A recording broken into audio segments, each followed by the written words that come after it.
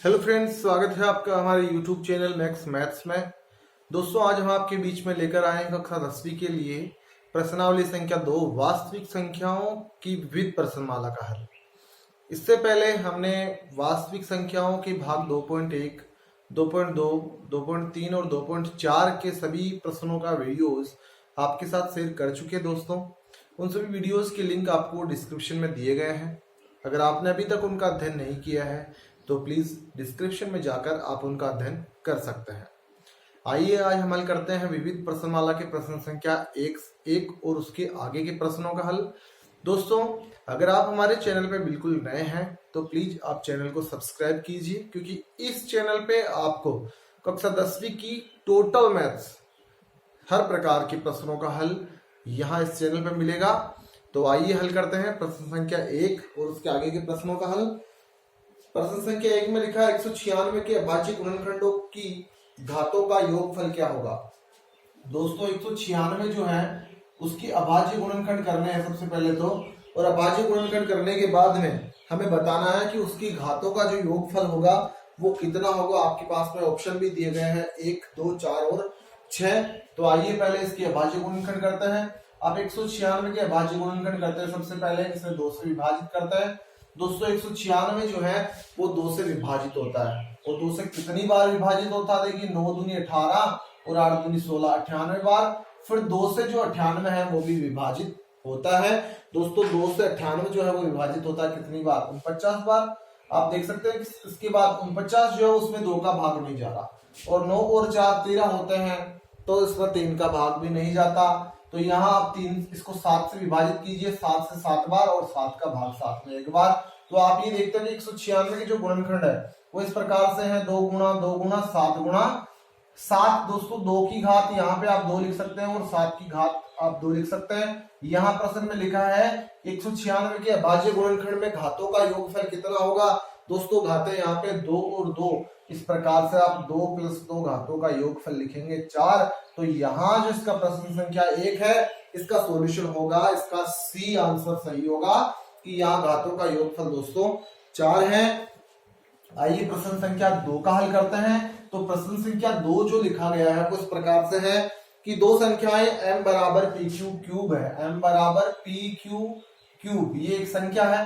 n का जो मान है n बराबर हमें दिया गया है p क्यूब q स्क्वायर। ये दो संख्याएं हमें m और n दी गई है।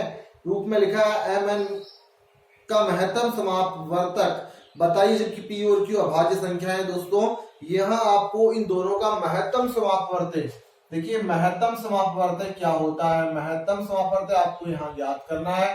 तो महत्तम समापवर्तक जो होगा वो यहाँ होगा HCF, हाईएस्ट कॉमन फैक्टर। आपको यहाँ HCF ज्ञात करना होगा, और आपको ज्ञात हो, अगर आपने पीछे के सारे हमारे वीडियोस देखे हैं तो दोस्तों HCF होता है कॉमन फैक्टर जो इन दोनों के गुणनखंडों में होंगे। देखिए, दोनों के गुणनखंडों क्या होंगे, यहाँ P होगा, Q क्यूब का मतलब है Q जो है वो 3 बार होगा, यहाँ P क्यूब का मतलब हो गया P जो है वो 3 बार है, और Q स्क्वायर का मतलब हो गया Q है वो 2 बार है। तो कॉमन फैक्टर होंगे वो HCF होगा। यहाँ P है, यहाँ पे भी P है, तो एक तो P हो जाता है, यहाँ P है पर ऊपर नहीं है। Q यहाँ 2 बार है, हाँ तो 3 बार पर 2 बार ले रहे क्योंकि 2 बार ही यहाँ पे है। तो PQ स्क्वायर जो होगा वो इन दोनों संख्याओं का जो है हमारे पास HCF महत्तम समापवर्तक हमें प्राप्त होगा। तो दोस्तों, यहाँ इसका आंसर होगा B। इसके बाद आप बात करते हैं इसके प्रश्न संख्या 3 की।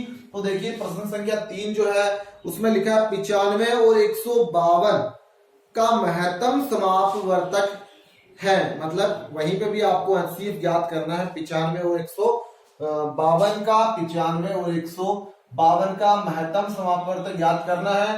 दोस्तों, महत्तम समापवर्तक ज्ञात करने के लिए आप इनके फैक्टर करेंगे, गुणनखंड करेंगे। तो आप ये देखते हैं कि जो 95 है उसके गुणनखंड करने के लिए आप उसे 2 से विभाजित कर नहीं सकते, क्योंकि 2 का भाग नहीं जाता है। 9 और 5 14 होते हैं, तो 3 का भाग भी नहीं जाएगा। दोस्तों, 5 से विभाजित होते हैं 95 19 बार, और 19 19 से 1 बार विभाजित होता है। 152 की आप बात करें तो 152 जो होगा वो 2 से विभाजित होगा 76 बार, और उसके बाद 76 है वो भी 2 से विभाजित होगा। देखिए कितनी बार 76 विभाजित होते हैं, 38 बार, और 38 जो है वह भी 2 से विभाजित होते हैं 19 बार, और उसके बाद 19 19 से एक बार विभाजित होता है। तो दोस्तों यहाँ फैक्टर आते हैं 95 के, हमें मिलते हैं 5 गुणा 19, और 152 की आप बात करें तो वहां गुणनखंड है 2 गुणा 2 गुणा 2 गुणा 19। तो हम ये देखते हैं कि यहाँ HCF हमें जांचना है, परखना है। तो यहाँ देखिए जो कॉमन फैक्टर क्या है, 19 इस तरफ भी है इस तरफ भी है, तो HCF का जो मान होगा दोस्तों वो 19 होगा। तो यहाँ इस प्रश्न में इसका जो हल होगा वो होगा 19। तो दोस्तों यहाँ इसका सही उत्तर होगा वो होगा बी 19। इसके बाद हम बात करें इसके प्रश्न संख्या 4 की। तो देखिए प्रश्न संख्या 4 जो है वो किस प्रकार से पूछा गया है, क्या उसका आंसर है। देखिए प्रश्न संख्या 4 इस प्रकार से है, दो संख्याओं का गुणनफल, दो संख्याएं हैं दोस्तों ए और बी, उनके गुणनफल आपको 1080 दिए गए हैं। तो दो संख्याओं के गुणनफल और उनका महत्तम समापवर्तन मतलब उनका HCF दिया गया है जो है 30, तो उनका लघुत्तम समापवर्तन मतलब LCM ज्ञात कीजिए। अब आपको ये ज्ञात हो कि दो संख्याओं का जो गुणनफल होता है वो हमेशा बराबर होता है उन दोनों संख्याओं के HCF गुणा LCM के, ये शर्त आपको याद होनी चाहिए। दो संख्याओं का गुणनफल बराबर होता है उनके HCF और LCM के गुणनफल के बराबर।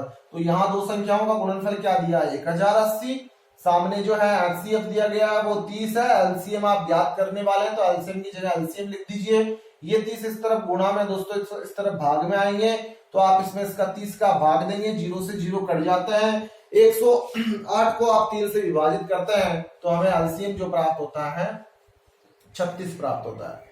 तो यहाँ जो है दो संख्याओं का गुणनफल अगर दिया गया है HCF दिया गया है तो LCM हमें 36 प्राप्त होता है। आप इसका LCM याद कर सकते हैं आसान तरीके से, A इंटू बी बराबर LCM गुणा HCF। दोस्तों पांचवा क्वेश्चन है, संख्या दे रखी है आपको 441 बटा इसके हर में दिया गया है 2 की घात 2 गुणा 5 की घात दे रखा है हमें 5 की घात 7 और 7 की घात 2, और इसमें आगे लिखा हुआ है का दशमलव प्रसार क्या होगा। ऑप्शन में लिखा देखिए शांत होगा या अशांत आवर्ती होगा, शांत एवं अशांत दोनों होगा, या संख्या परिमेय संख्या नहीं है। तो देखिए दोस्तों यहाँ अगर प्रसार शांत हो तब ये केवल 2 आते हैं, 2 की घात n।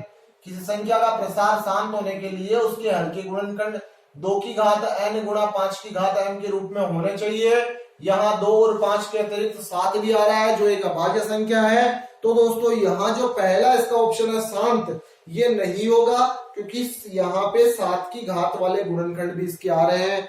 तो यहाँ सही उत्तर होगा इसका बी अशांत आवर्ती प्रसार होगा, क्योंकि यहाँ 2 और 5 के अतिरिक्त उसके अभाज्य गुणनखंडों में 7 का भी स्थान है, इसलिए हम कह सकते हैं कि ये जो संख्या दी गई है इसका प्रसार होगा अशांत आवर्ती प्रसार। अब बात करें इसके प्रश्न संख्या 6 की, तो उसमें लिखा है संख्या 43 बट्टा 2 की घात 2 गुणा 5 की घात 3। दोस्तों ये जो संख्या दे रखी है कि दशमलव प्रसार का दशमलव के कितने अंकों के पश्चात अंत होगा, यहाँ पे दशमलव का कितने अंकों बाद अंत होगा, तो आपको इनके दशमलव प्रसार याद करना होगा। मतलब तो दोस्तों इसका दशमलव प्रसार याद करने के लिए देखिए आपका पहले तो ये हुआ कि इसके हर के गुणनखंड 2 और 5 की घात में है, तो ये जो प्रसार है वो एक शांत प्रसार है। इसके बाद आप देखते हैं कि यहाँ आपके 43 के 43 लिखेंगे, 2 की घात 3 का 2 की घात 3, 5 की घात 3 5 की घात 3 लिखेंगे। अब आप इसे गुणा करेंगे, जितना यहाँ कम रह रहा है इनकी घातें 2 और 5 की बराबर हो जाएं, ऐसे अंक से गुणा करना है। तो यहाँ जो है यहाँ पर 2 दिया ऊपर, तो आप ऐसी संख्या से गुणा करेंगे यहाँ 3 हो जाए, तो आप 2 की घात ऊपर से और 2 की घात भी नीचे गुणा करेंगे। तो 43 को आप 2 से गुणा करते हैं, 3 दूनी 6 और 4 दूनी 8, 86 हो जाते हैं। और यहाँ 2 की घात 3 गुणा 5 की घात 3 हो जाता है, क्योंकि गुणा में घातें जुड़ती जब आधार समान हो। और यहाँ 86 बटा 2 की 2 गुणा 5 की घात 3 हो जाते हैं, क्योंकि दोस्तों a की घात n गुणा b की घात n बराबर होता है a b की घात n, उनकी घात एक साथ लग जाती है। तो यहाँ 5 और 2 को गुणा करने पे 10 हो जाते हैं, और 10 की घात 3 का मतलब होता है 10 गुणा 10 गुणा 10, 3 बार गुणा करना है तो 1000 हो जाएंगे। और 3 जीरो जब नीचे से हटेंगे दोस्तों तो ऊपर 3 संख्या के बाद में उसका जो दशमलव है वो लग जाता है, तो हमें संख्या प्राप्त होती है 0.086। अब अपना प्रश्न जो था वो इस प्रकार से था कि जो संख्या है उसका दशमलव प्रसार कितने अंकों के पश्चात जो है दशमलव उसका अंक जो है वो कितने दशमलव के पश्चात अंत होता है उसका अंकों का। तो यहां आप देख सकते हैं 3 अंकों के बाद जो है दशमलव का अंत होता है। तो यह सही विकल्प होगा वो दोस्तों होगा सी,